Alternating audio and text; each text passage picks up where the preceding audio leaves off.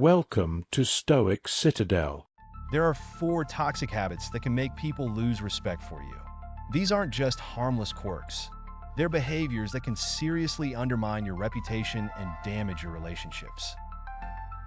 You might be thinking that everyone has bad habits, and you're right, but the habits we're discussing today are particularly harmful because they strike at the core of how we interact with others.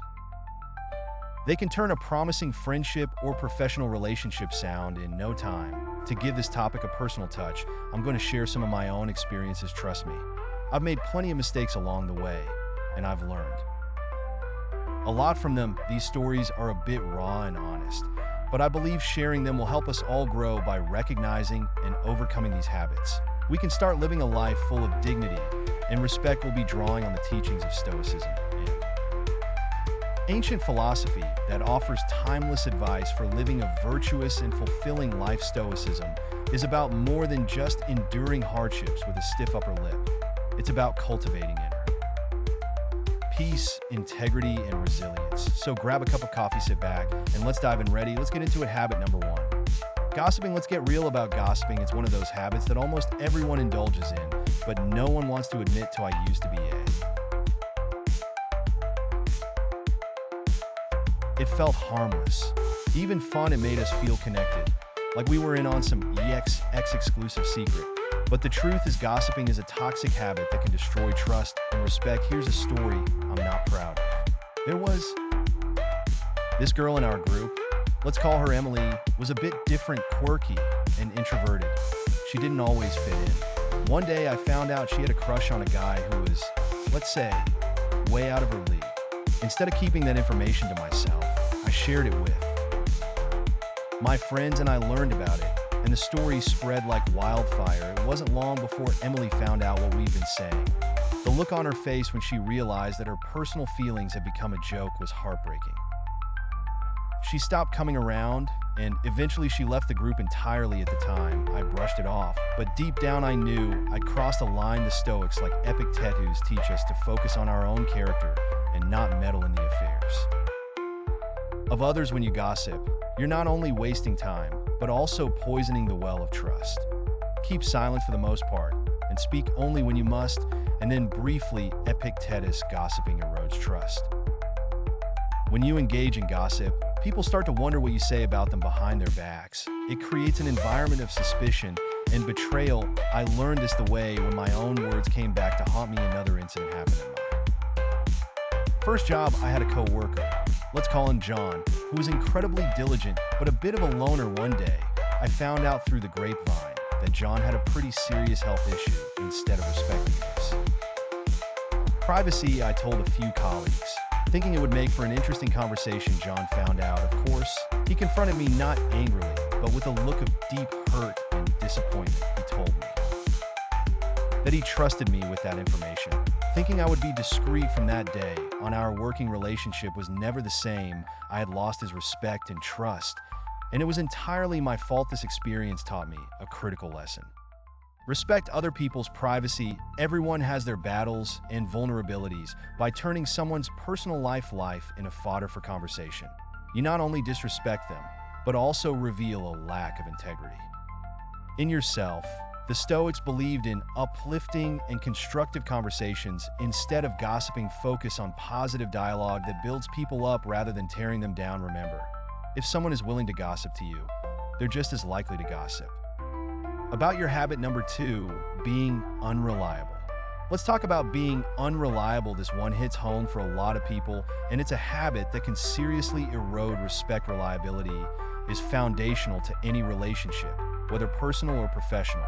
If people can't count on you, they'll quickly lose respect for you. I've got a personal story about this. In my early 20s, I was known among my friends as the flaky one. I would make plans and then cancel at the last minute or just not show up at all. I thought it was no big deal. Life is busy, right? But one incident really opened my eyes. A close friend of mine, Sarah, was throwing a birthday party.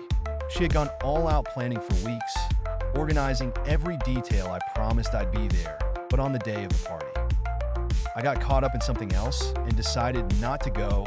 I didn't even bother to let her know until hours after the event had started when I finally called her.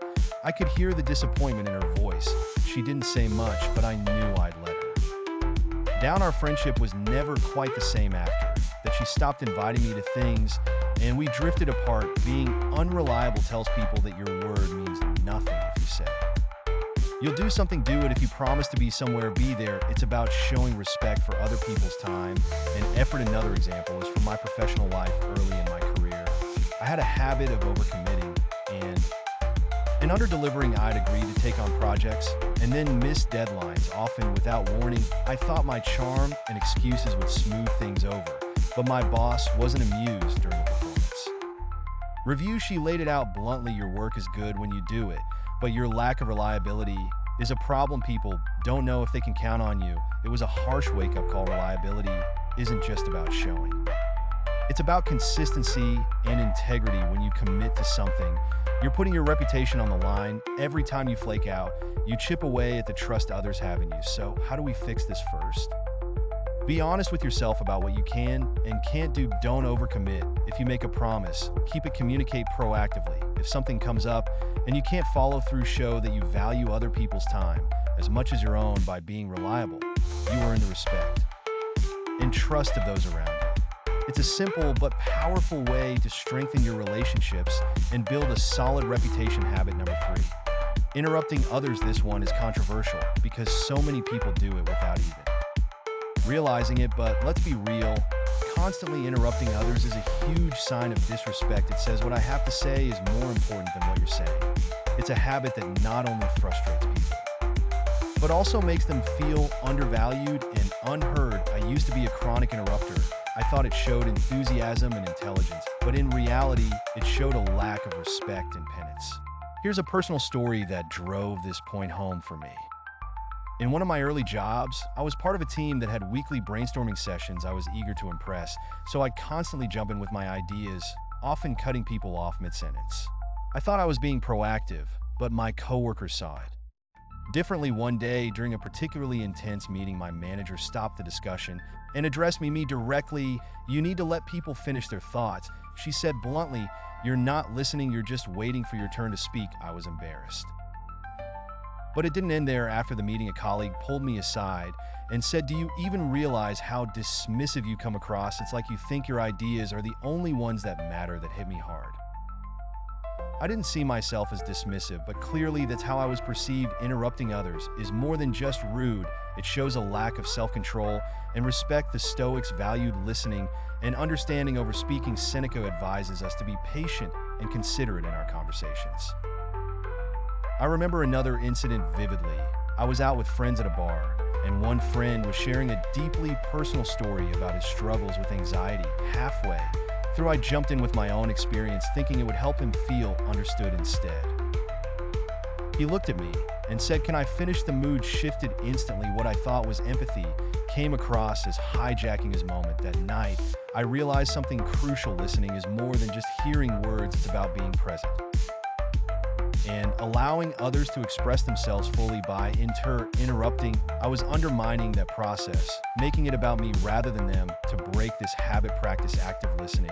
When someone is speaking, really listen. Don't just wait for your turn to talk. Give them the space to express their thoughts completely before you respond. It's a simple but powerful way to show respect and build stronger connections. Remember, interrupting signals that you think your words are more important than it's about valuing others' contributions and fostering an environment of mutual respect. The next time you're in a conversation, challenge yourself to truly listen. You might be surprised at how much more you learn and how much more respect you earn. Habit number 4, complaining. Complaining is a habit that's not only annoying, but also deeply corrosive. It's one thing to vent occasionally, but constant complaining can turn you into a negative force that people want to avoid. This habit can drain your energy and the energy of those around you, leading to lost respect and damaged relationships. I used to be a chronic complainer. I thought it was a way to bond with people, to find common ground over shared grievances, but it didn't take long for me to realize how destructive this habit was. Let me share a personal story. A few years ago, I worked at a job that I found incredibly frustrating. The workload was heavy, the management was disorganized, and I felt undervalued. Instead of looking for solutions, or ways to improve the situation. I complained constantly to anyone who would listen: my coworkers, my friends, even my family. They all heard about my endless grievances. At first, people were sympathetic. They'd nod and agree, offering their own complaints as a form of solidarity. But as time went on, I noticed a shift. People started avoiding me. Conversations grew shorter, and I wasn't invited to after-work hangouts.